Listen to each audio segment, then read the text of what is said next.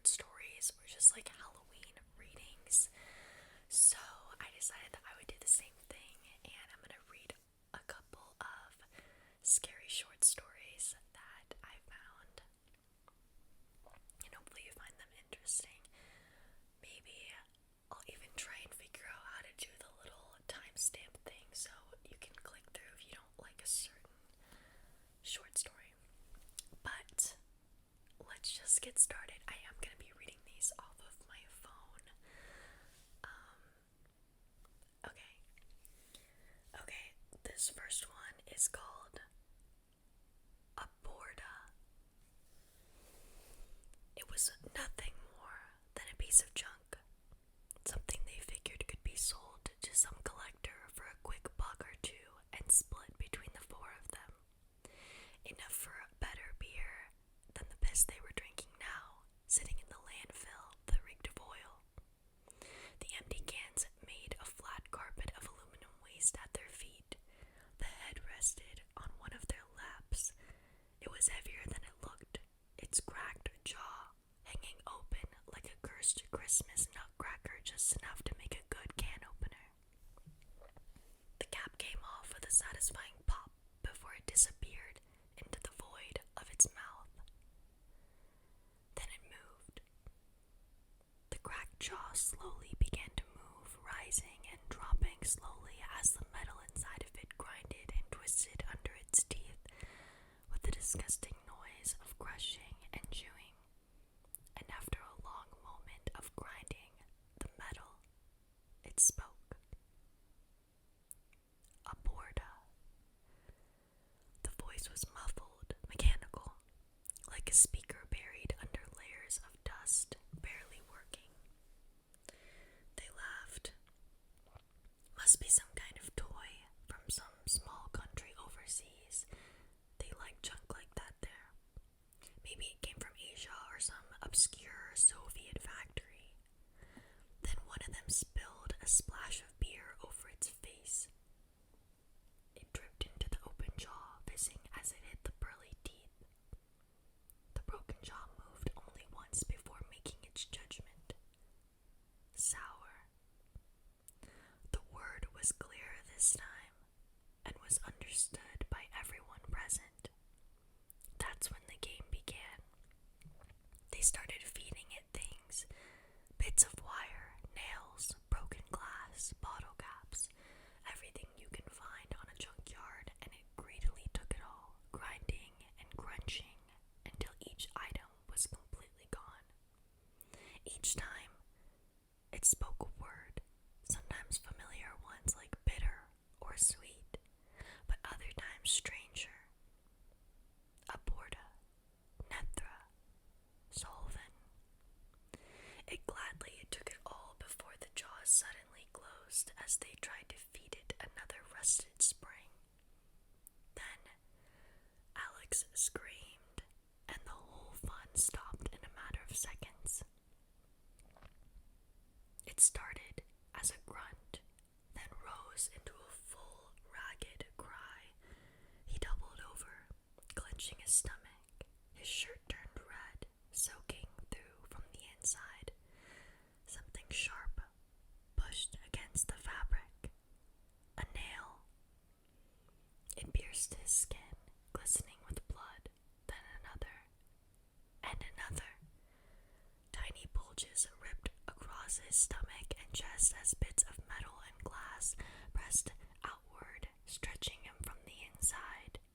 The others backed away, frozen before running out of there, leaving their friend and the cursed head behind to be found by someone else. Maybe they will be lucky enough to sell it for the price of a 4-pack and good beer. Interesting. I'm reading these off of Reddit on r/scary short stories, so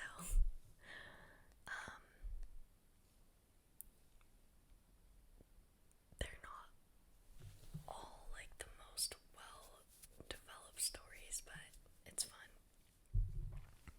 Okay, this one is called My Husband Made Halloween Special.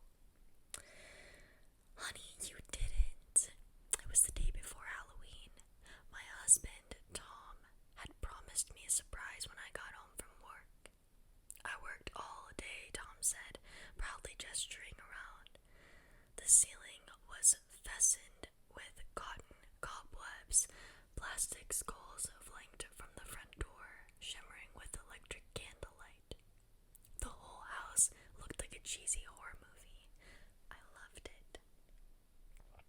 Just one thing was missing. We need a jack-o'-lantern, I said. Tom smiled, pulling 2 pumpkins and a carving set from a bag. You, me, pumpkin cuts. The perfect night. God knows we needed it. I've always loved Halloween, the most magical night of the year. It was the one time my dad and I could truly be ourselves. But 3 years ago, on our first Halloween together, I caught Tom with his secretary, Jessica, in our bed. Somehow, we still worked through it. We went to therapy, Jessica moved away, but Tom had nearly ruined the day I once loved. It seemed he finally wanted to make it up to me. Tom spread out a sheet of plastic beneath the dining room table, sharpened a large carving knife, laid out cleaning supplies just in case. He even put on Hocus Pocus. As I worked to smile into the gourd in my hands, I couldn't help but feel Tom's own was hollow, like a pumpkin's. This all seemed a bit too good to be true. Why'd you go through so much trouble? I asked him. Halloween was never your thing. I know, he said. I just wanted to make today special. Feeling guilty, I chuckled, only half joking. No, he said, wiping the knife clean, relieved. I wanted to make our last Halloween together count. Before I could speak, Tom drove the knife deep into my chest. With an agonized gasp, I tumbled backwards onto the floor. I laid there, my mind a haze of pain and anger. I only dimly registered Jessica's voice on Tom's phone. Is the bitch dead? Soon, Tom said, glancing down. I've already got the cleanup kit ready. It all made sense. I wrapped my fingers gingerly around the knife, pain exploding through my chest. Meet me at midnight. Just like we planned, Tom said. I'll have the... What? I'm not sure what Tom noticed first. The blood flowing backwards into my wound, or the fuzz spreading over his skin. Soon, his fingers peeled back, revealing young foliage underneath. His legs collapsed beneath him, his skin tearing away into garlands of creeping vine. What? What is this? He moaned, his head inflating like a grotesque balloon as my spell took hold. My dad taught me how to carve pumpkins, I said. Tom's panicked eyes sinking into swelling rind of orange. He taught me more than just that. Soon I had a beautiful new jack-o'-lantern, grinning ear to ear, ready to greet the neighborhood trick-or-treaters. As I cleared a spot next to it, I smiled. It was time to pay Jessica a visit. That one was pretty good. The hook.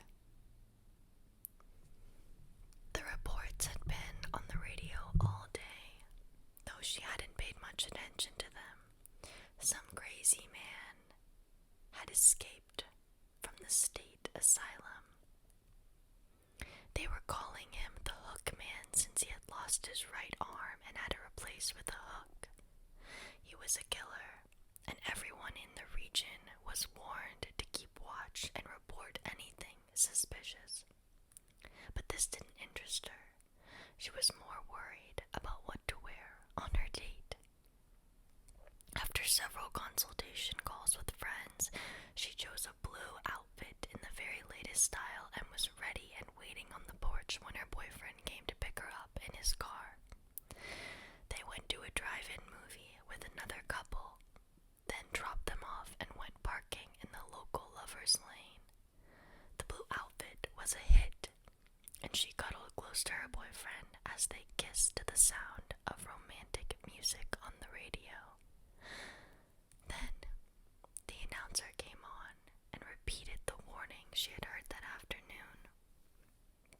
insane killer with a hook in place of his right hand was loose in the area.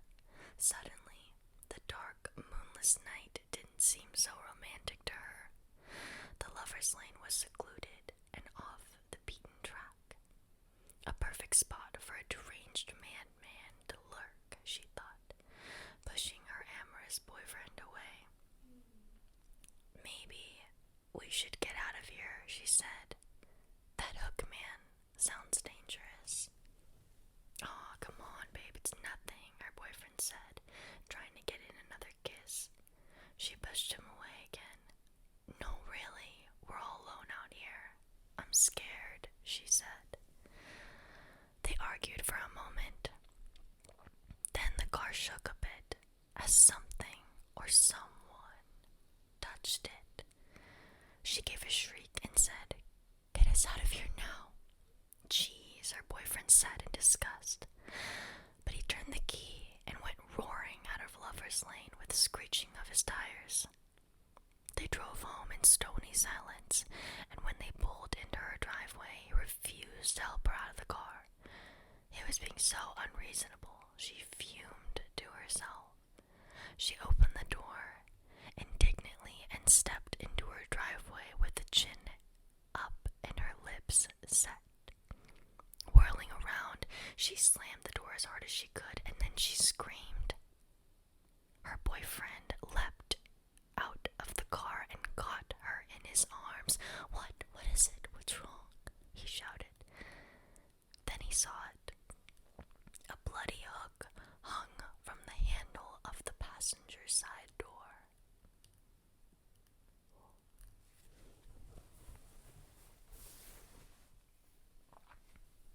Okay, this last one is called Room for One More. A man named Josh went to New York City on a business trip. He stayed with his friends in an apartment outside the city. They talked about life in New York and Michigan, where Josh lived. When Josh went to bed, he tossed and turned and couldn't sleep. He heard a car pull into the driveway and saw the headlight shine through his window. He wondered who would come this late. He looked outside and saw a long, black hearse with many people inside of it. The hearse driver looked up at him and said, "There's room for one more." Josh stayed in his room, and the driver drove off after a couple of minutes. The next day, Josh went to one of the many office buildings in New York City for his business meeting. He went up the elevator to the top floor and went to the meeting. After the meeting, he went to the elevator to go back down. The doors opened, and he saw the elevator was very crowded. "Room for one more," he heard a man say quietly. Josh looked at the group of people and saw the hearse driver. "No thanks, I'll wait for the next elevator," Josh said.